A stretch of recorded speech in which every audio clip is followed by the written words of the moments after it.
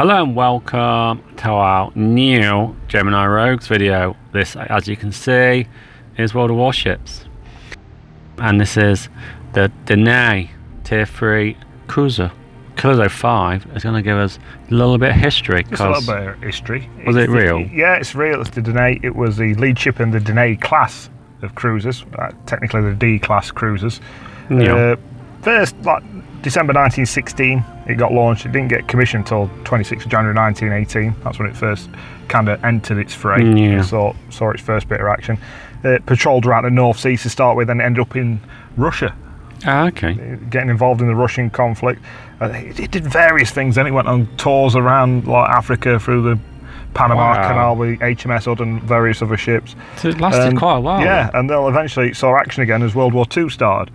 Did various things through then. A bit of an escort ship, really. What, North Atlantic? Yeah, well, Atlantic, it saw action near Hong Kong, got fired on by Japanese Navy near Hong Kong. Okay. And it took part in Operation Overlord, overseeing the Sword Beach landings, and then also bombarding Caen to help the Allied forces during that conflict a couple of days later. Proper historical, this boat, isn't it? And then straight after that, they took it to Plymouth and demilitarised it. But that won't end its story. It then got handed over to the Polish Navy and became Conrad. That was its name then. What happened to it then? It broke down. It broke down, and Not surprised. by the time it was repaired, Germany had capitulated. You're joking. There was no need for it, so it was then handed back over to the British Navy. Yeah. And then they do with it? It ran for a couple more years, and in 1948, in Barrow-on-Furness, it was scrapped. It was scrapped. That's the end of the story of the Danae. It lasted a long time, actually. Yeah, very nice. It's the biggest ship, 462 sailors. Wow. On board its thing. Armament, 5 times 152mm guns. Okay. 102mm guns, 8 times 40mm anti-tank pom-pom guns. It was quite well armoured, but I'll let you take over from this point. Okay. Let's just go into the first modification. This is like mandatory. You've got no choice. You've got to buy it. 200,000. The balloons. I've gone for the increased firing accuracy of the main battery and the second battery. Accelerates traverse speed of torpedo tubes and all that. You can choose, but I actually went for the second one, 200,000. And these are mandatory updates. You've got to grind these, so you've got no choice to do them. There's no skipping. No, I don't want that one on. No, there's no skipping at all. You've got to buy them. So it's just a case of grinding, buying them. They're all like hull upgrades, torpedo upgrades. There's not much really to say about them, to be honest, because not a lot changes. Obviously, your torpedoes increase, and you get more torpedoes. You get a little bit more hull hit points. Obviously, armor stays the same. You get 6 main turrets, 2 lots of torpedoes on each side. But anyway, one drawback of the ship. It only fires armor-piercing shells, so you might not like it. No HE. Because no HE whatsoever. No because HE at all. the British, notorious for having really good HE, but this doesn't fire it. But obviously, torpedoes, 71 second reload, which feels a lot, but you don't really notice it. Yeah. Speed 59 is normal, but the damage up to almost 12,000 damage, which is very, very handy when you've got a battleship with like 60,000 hit points. Yeah. And all you're knocking off is like 1,000 at a time with your pea shooters. And the other very good upgrade when you get it is the sonar, which is going to come up to that in a sec. Obviously the repair party, that's quite handy when you're really low on hit points. But the main one is the sonar. It actually increases the range of guaranteed acquisition of enemy ships and torpedoes. So if you keep an eye on your map, it's very useful, but you only get 2 lots of it, and I think it's about 1.5 minutes at each time. Survivability 25. You can obviously increase that by moving. I suggest you move a lot using this ship. Well, it's got no armour, has it? It's a cruiser ship. Zero. So it's not there to absorb a vast amount. Nothing.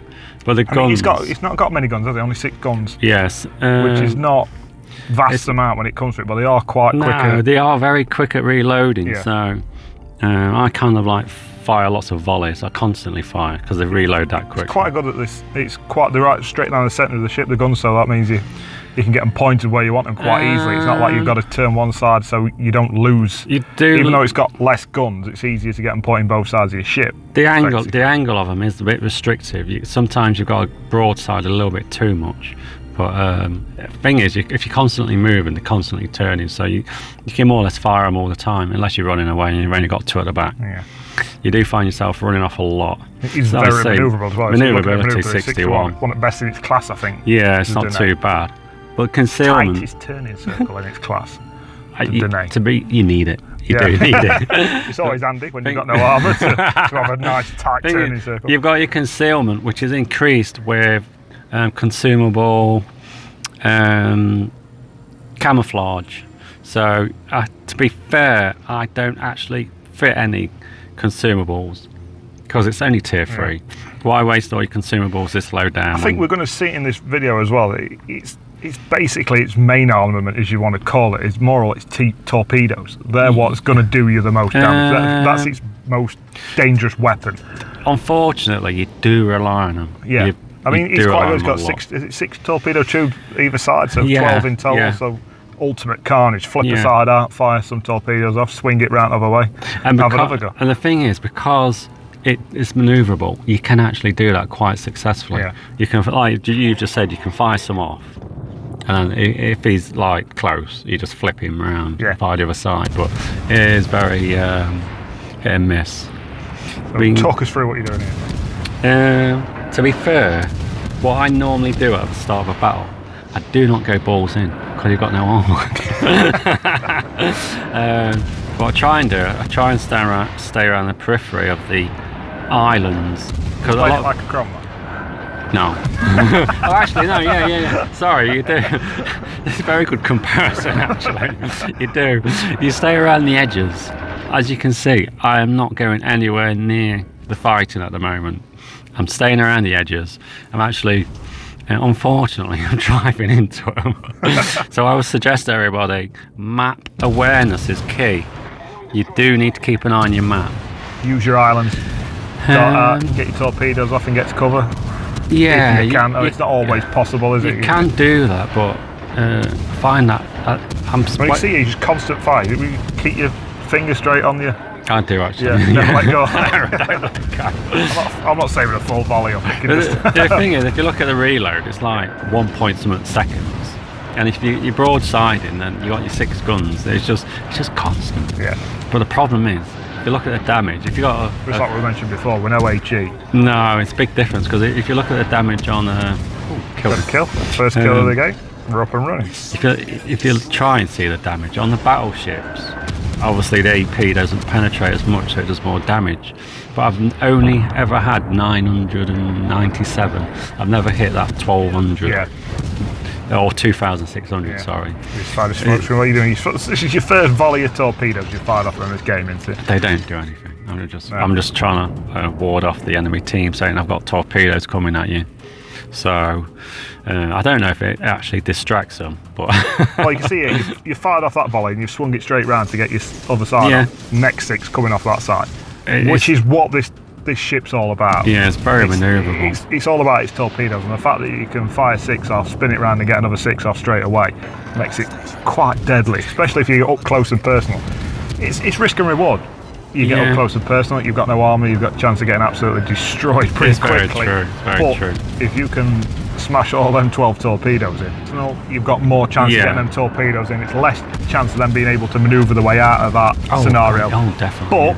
But got no armour, there's a really high chance, even with your mobility you've got, your manoeuvrability, that they're going to smash you. The problem is, like 90% of stuff on the water fires HE, and because you haven't got much armour, you're on fire now. You're more likely to get set on fire. But thing is, with your AP, you're never going to set them on fire unless you're really, really lucky.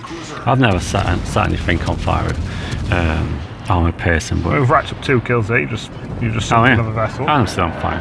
Yeah. There you go. Because they're spamming. Enjoying it. Spamming in HE. I mean, I've got no defence. Torpedoes. Oh, this is a sneaky little kill. But the thing is, destroyer, he's going to lay down So some talk smoke us through in that there. for somebody who's not used to firing torpedoes. How it works with the projected line. What it is, when you press your button, obviously to release your torpedoes, it gives you two lines. Obviously, you got to be locked onto the target. But you got your yellow line and your white line. We can see it. The white line is projected course if he stays on it. So that's what you've just done there. Yeah. If he's sailing straight in straight line, he's not doing no manoeuvring. He's not changing his speed. Yeah. It's projected when you fire them torpedoes. That's where he's going to be. They're more likely to hit if he doesn't change direction or speed. Look at that manoeuvrability. He's swinging it around all over. And Here you go. and that's when it works. Yeah, he didn't change his direction or speed. He took the whole load. Thank you very much. So that's your third vessel you've sunk. Yeah, but you can have a wide spread. And you just press your triangle and it opens the spread, which gives you more chance of hitting stuff, but less chance of doing deadly. Yeah. If you are accurate, you're only going to, depending on how far away they are, that spread could be quite substantial. They are quite wide, that's a problem. But if you can do both, you can have a narrow spread and a wide spread. I mean, there is one advantage to you've got all guns firing on this ship here, is with a quick fire one, it gives you more chance to find the range. Yes. Because you're not worried. If you're doing the battleship, you've got 20 odd second reload. Yeah. You fire that first volley off and it's... Oh, I've missed.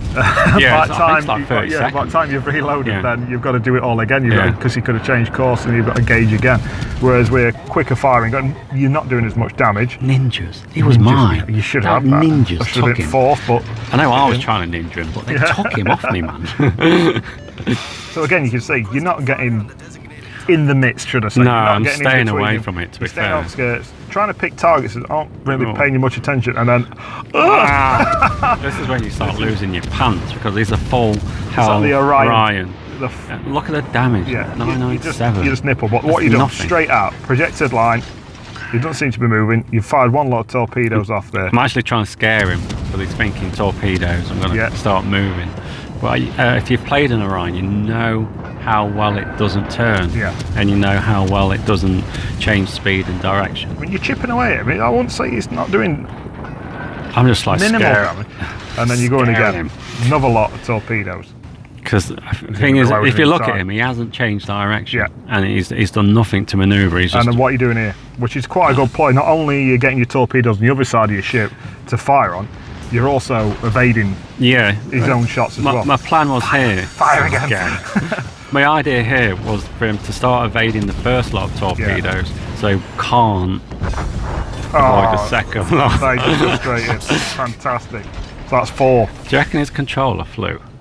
There's a little bit of a rage going on there. We're straight on to next. There's no rest for the wicked. The thing is, I've tried to stay out of the way, but I kind of ended up in the middle of it. Oh. Yeah, I am running at this point because if you look at me damage control, I can't repair any more fires at this point. Right. And as we all know, everyone's firing HE at me. It's pretty close. It's pretty close here. 2 on 2 now. It's going down to wire. 2 and 3. Is it 3? Yeah, it's 3. Sorry. It's getting worse. But we've seen already in this replay how deadly the torpedoes on the Danae really are. That is its strength.